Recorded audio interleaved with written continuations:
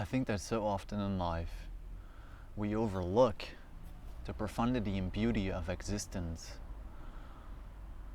in the everyday hustle and bustle of life. It is so simple to devalue the beauty and mystery of existence when we're constantly busying ourselves and not making any time for appreciation of the beauty of life.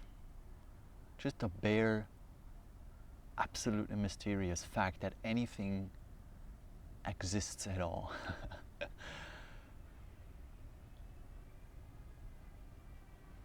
Should make us pause and stop everything we're doing to devote some attention towards this profound mystery. There's a quote by the Sufi mystic and poet Rumi where he said something along the lines of, beauty surrounds us, but we usually need to spend time in a garden to realize it. And I find that to be a very true reflection of our situation today. Because especially in modern life, we overvalue the mind and the intellect. The intellect has been very helpful and useful in creating technology and tools for survival, but the downside of overvaluing thoughts, the mind, the intellect, is that we get lost in our maps of reality. And this is one of the most profound and life-changing distinctions we can learn, is to distinguish a map or a symbol and the territory or the direct experience of something.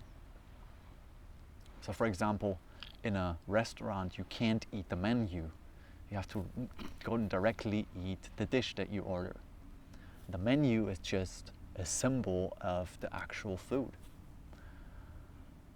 And you're not gonna satiate yourself by eating the picture of the food. Well, so it is with understanding the universe and life. You know, we get taught that scientists have basically figured out 80% of reality, the rest will be solved in a matter of years. But just because we have created mental maps that have helped us to survive better, to create useful tools, doesn't mean that we have the whole truth. Because survival is not equal truth. Survival and usefulness does not equally mean something is therefore encompassing the whole of existence, is therefore taking all of that into account. It's just very shiny and attractive because it works.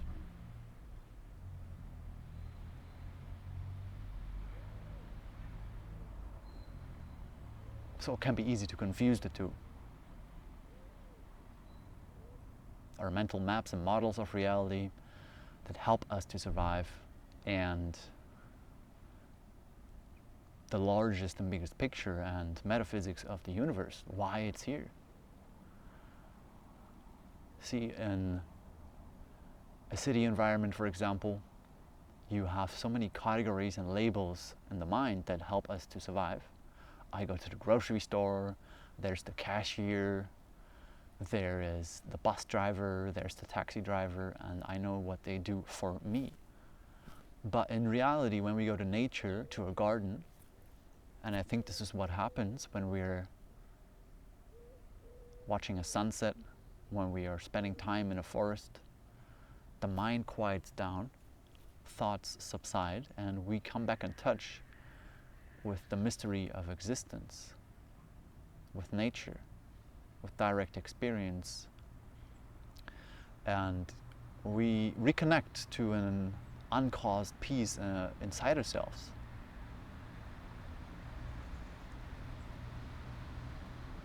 And when we don't take breaks from thinking or identifying with thought and thinking that that's all there is to reality, then we'll never appreciate this beautiful gift of life to its fullest, because we'll never really make full contact with it. We'll always be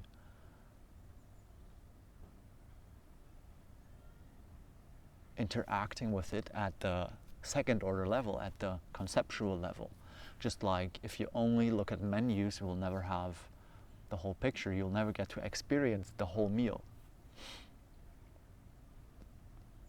And I think that is such a beautiful joy that is missed nowadays, because we overvalue the intellect so much that we forget about the larger questions.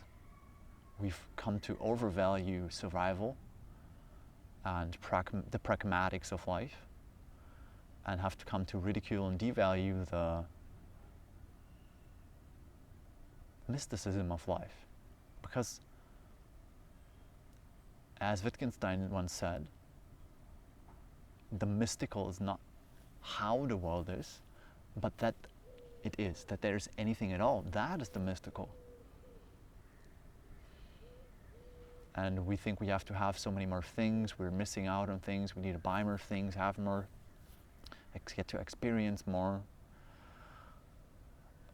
But although all of that is fine and can be the case, what can also be the case is that we've totally forgotten about something that is uncaused, something that is already here, because we're constantly looking in the future for something else, instead of staying here right now and being who we authentically already are. Being the awareness that is behind all the identities that we put on and masks that we identify with in everyday life.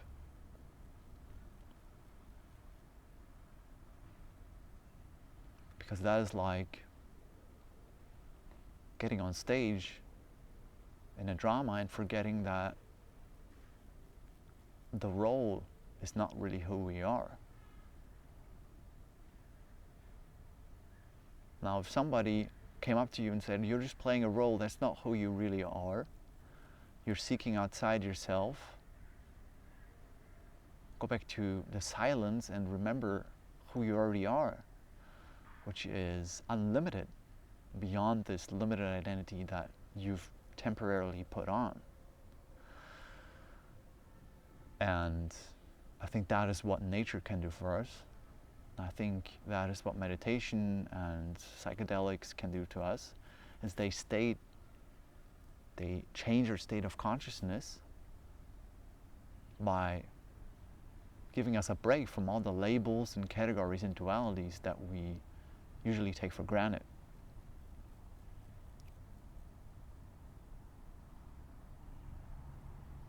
There is a wonderful quote by David Bohm where he said that thought creates categories and separates things, which are really one.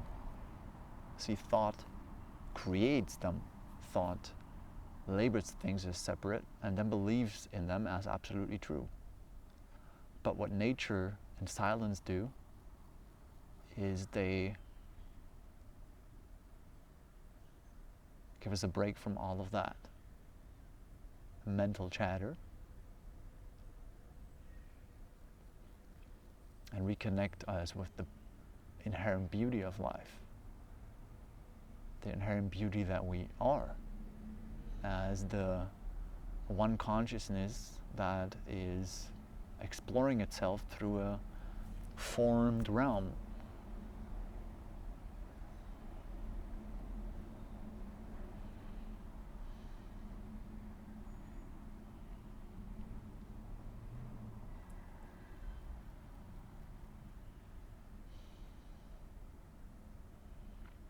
And that is why spiritual work is so powerful.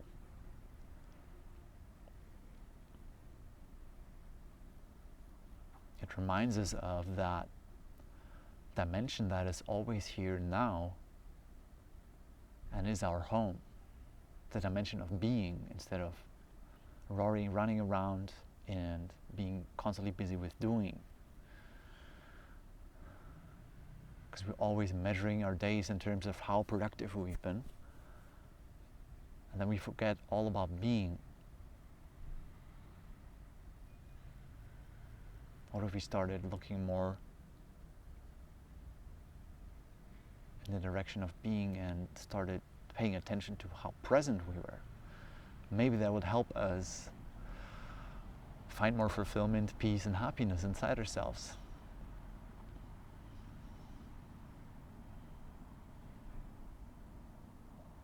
By not making life better, but by realizing that life is already divinely perfect. We just have to have the courage to stop and pause and take a step back from thoughts, categories, the hustle and bustle and doing of life. Although we don't want to forget doing the laundry, I think we can always stand a little bit more pausing,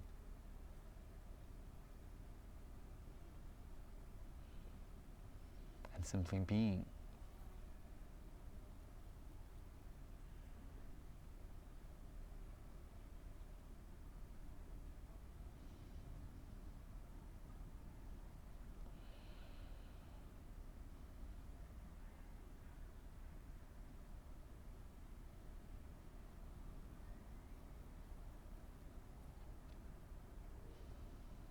And recognizing our inherent loving, accepting, peaceful, fulfilled, unlimited nature.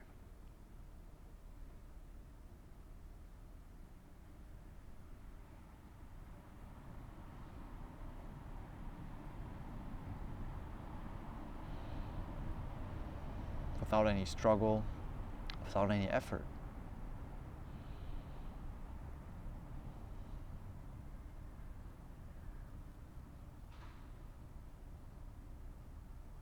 As Lao Tzu said, nature does not hurry, yet everything is accomplished.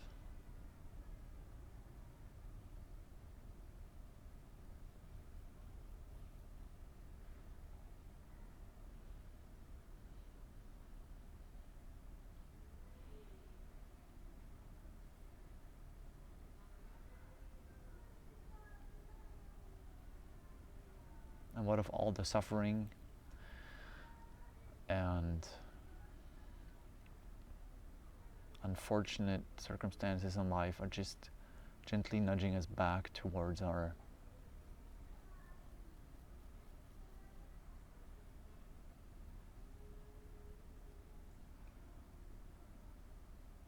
unaffected, unchanging,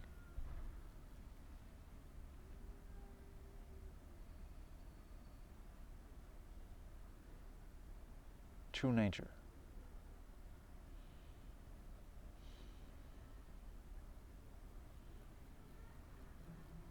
The happiness that we already are. In the here and now,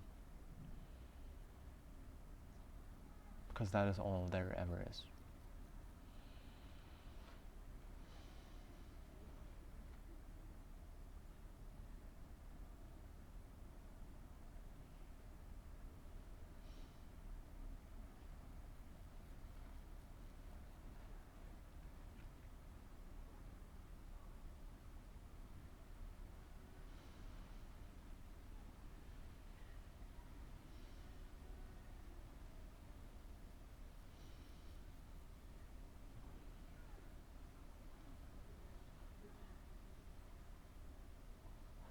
So yeah, thank you for watching.